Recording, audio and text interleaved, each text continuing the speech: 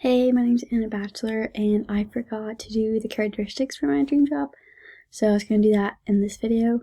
For me, I probably wouldn't want to work in a hospital, but more of like a physician's office or somewhere with like the medical supply or like equipment, stuff like that.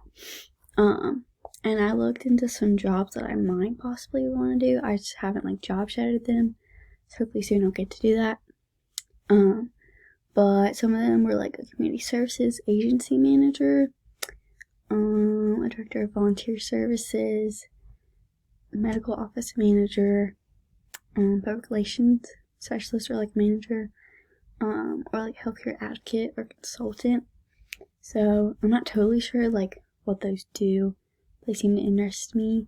And I also know a girl who's getting her master's in healthcare management, and she is doing like the supply chain, so that could be something that could also interest me.